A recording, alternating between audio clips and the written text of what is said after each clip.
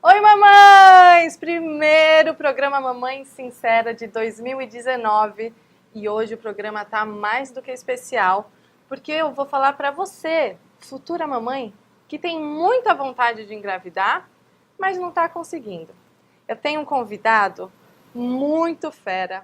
Ele é médico, o Dr. Raul Nakano, especialista em reprodução humana, diretor clínico da Clínica de Fertilidade Humana Ferticlin e também diretor da Sociedade Brasileira de Reprodução Humana.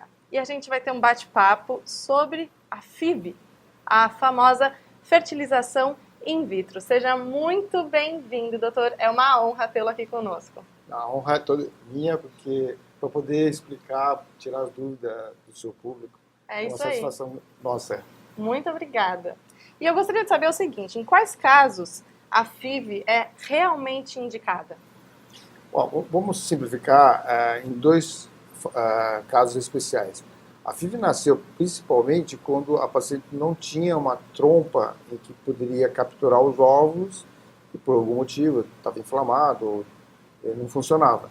Então aí apareceu a FIV, onde a gente colhe o óvulo junto com o espermatozoide dentro da incubadora, forma o embrião, aí coloca dentro do útero.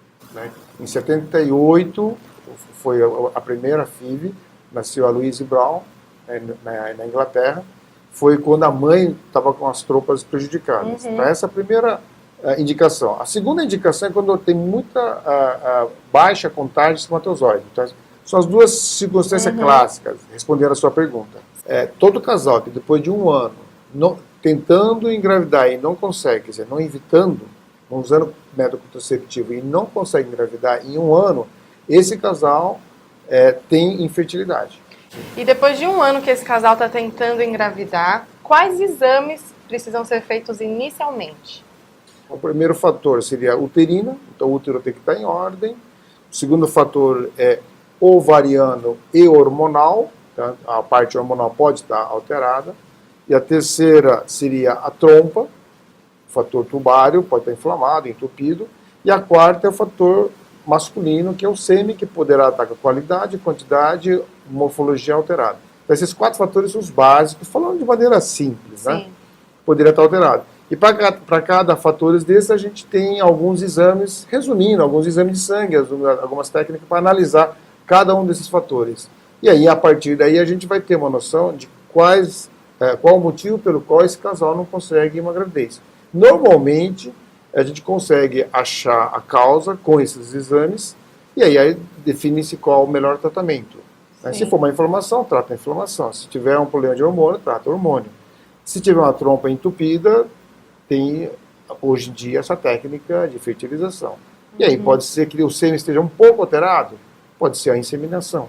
Então, dependendo da causa que a gente achar, o tratamento vai ser específico para aquela causa. O momento é muito assim, sublime, né? Todo mundo quer uma gravidez, tudo. Então, emocionalmente, a pessoa está, vamos dizer, bem no limite, né? Sim. Então, assim, o tratamento tem que ser bem explicado, mostrar todas as fases. A expectativa é muito grande. Sim. Então, a gente tem que mostrar que a taxa de gravidez varia dependendo da idade, de 30%, 50%, 60% por tentativa.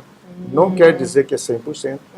Então, então tem que preparar que vai ter um grupo que vai conseguir a gravidez e vai ter outro grupo que pode não conseguir a gravidez. Então, talvez esse grupo que não conseguiu é que sente um grau de frustração. E aí eu acho que é importante a conscientização da paciente pelo profissional. E dentro desse processo da fertilização, existe algum psicólogo que acompanha todo o processo, do início até o final? Nós temos duas psicólogas que nos dão suporte. Existem algumas pacientes que, às vezes, a gente percebe que há necessidade de um suporte e elas acabam primeiro tá preparando... muito ansiosa. Sim. Logo conversando já vê que está um pouco fora da realidade, às vezes, né? Às vezes, sim. Aí a gente prefere que a terapeuta primeiro deixe ela mais ou menos emocionalmente equilibrada para poder enfrentar um tratamento que é bem desgastante. Ponto crítico, acho que assim, a paciente tem que estar ciente a situação dela e a expectativa que ela está procurando. Se a expectativa dela estiver acima da realidade, é que acho que ela vai sofrer, né? Então a gente tem que colocar bem claro, ó, a técnica te oferece até 50. Então significa que vai ter outros 50 que pode não engravidar. E ela tem que estar ciente disso. Tem que saber lidar com a frustração, né? Tem que saber lidar. E ela tem que estar ciente. Porque assim, muitas vezes ela acha que é 100%, e aí é que ela se sente frustrada e aí emocionalmente ela não consegue suportar. E tem algumas pacientes que já vêm, vamos dizer, traz uma carga já anterior. Então essas geralmente é bom, às vezes, passar por um terapeuta só para equacionar um pouquinho esse conflito que ela vem trazendo lá de trás. Né? Certo. E com o mercado de trabalho exigindo cada vez mais a mulher, e a mulher também gostando de estar nesse mercado de trabalho, o modelo de família brasileiro e mundial mudou bastante. Sim, sim. Isso fez com que houvesse um aumento na procura por fertilização in vitro, devido às mulheres estarem engravidando muito mais tarde? Correto. Houve uma mudança no comportamento. As mulheres são as mesmas, só que o comportamento mudou. As mulheres hoje estão no mercado de trabalho, elas estão tentando constituir a família mais tarde e, consequentemente, ter filho mais tarde. Isso fez com que tivesse um delay aí de 5, 10 anos em relação às gerações anteriores. Biologicamente, a taxa de gravidez começa a decair rapidamente a partir dos 35 anos de idade. E não isso é não raro, tem jeito, é biológico. É biológico. A pessoa pode ser assim, ou da melhor empresa do mundo, ter milhões, que ela não vai conseguir escapar da biologia. Muitas vezes as pacientes que fazem atividade física, atleta, têm um bom desempenho, têm uma aparência ultra jovial, mas tem mais de 35 anos de idade, não tem jeito, é fatal. Então, assim, talvez até um alerta para o seu público, né?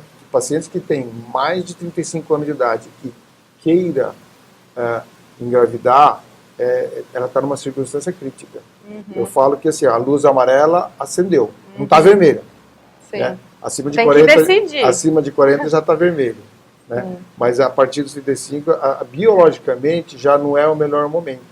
E hoje em dia muita gente está congelando os óvulos por causa disso. E chegou nos 35 anos, já é tarde para congelar os óvulos? Então, a taxa de gravidez até os 35 é considerado razoável. Como a partir de 35 começa a cair ano a ano, então hoje se indica se for para guardar, de preferência antes dos 35. Antes dos 35. É que nessa época a paciente já tem uma ideia, às vezes tem já um namorado ou marido, e às vezes ela já tem uma ideia. Não, eu vou tentar logo, não vou conseguir garantir essa fase.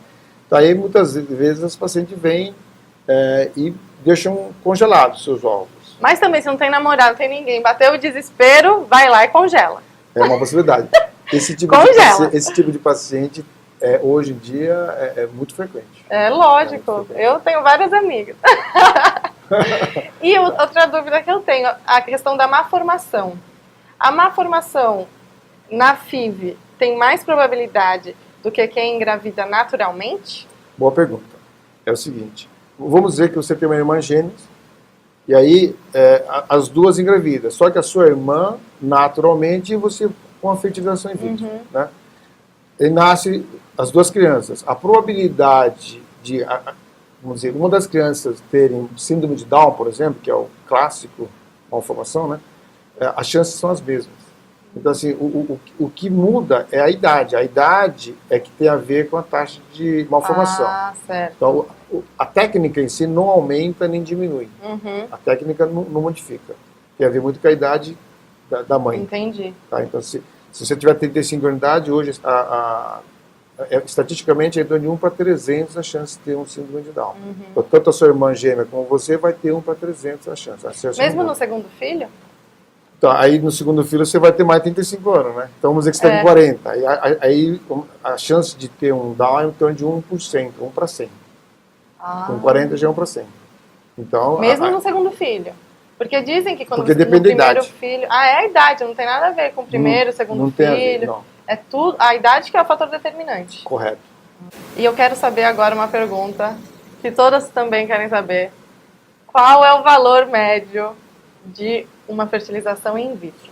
a medicação, você vai gastar de 5 a 8 mil, o tratamento vai variar de 12 a 18 mil. Então, assim, dependendo do serviço, tem outro tipo de procedimento, né?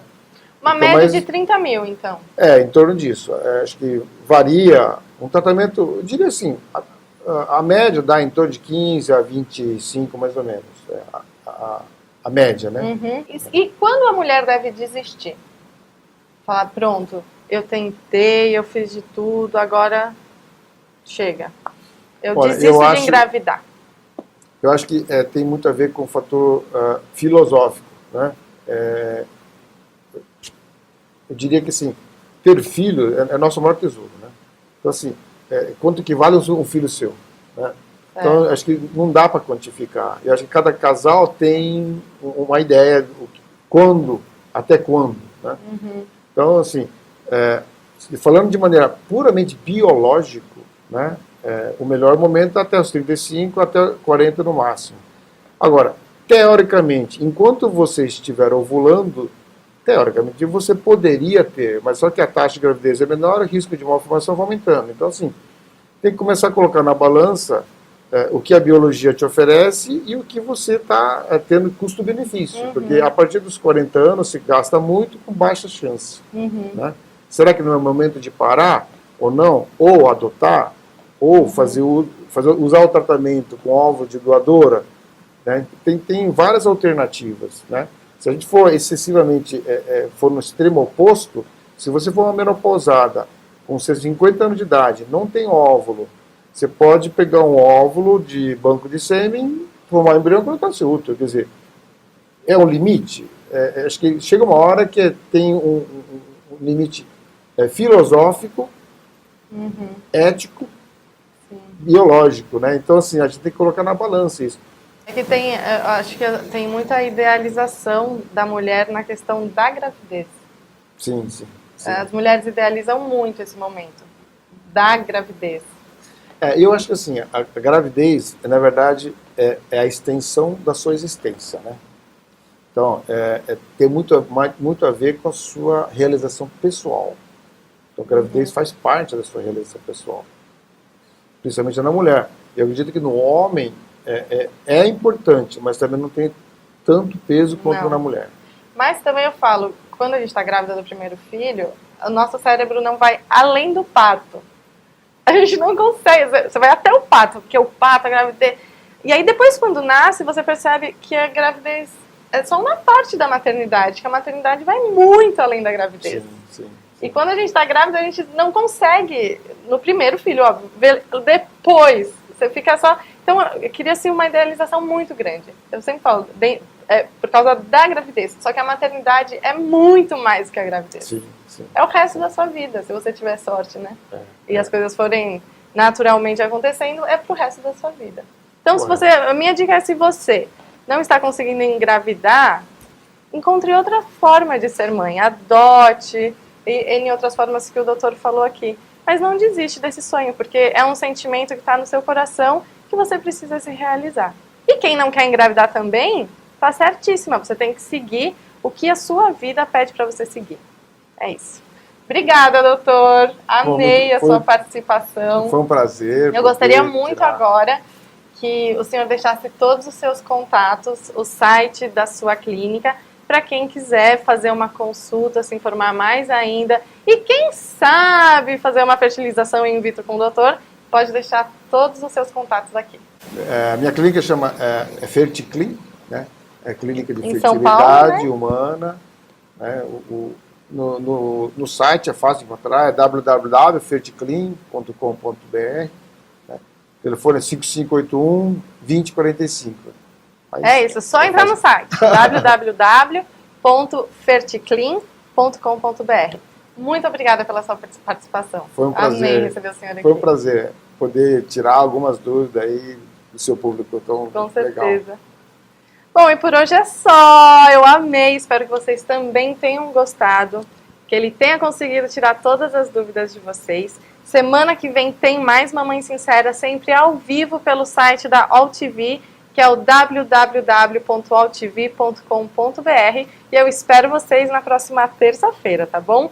Mamães, um beijo imenso para vocês. Tenham um 2019 iluminado, sempre com muita paciência e sempre sendo muito felizes. Tchau!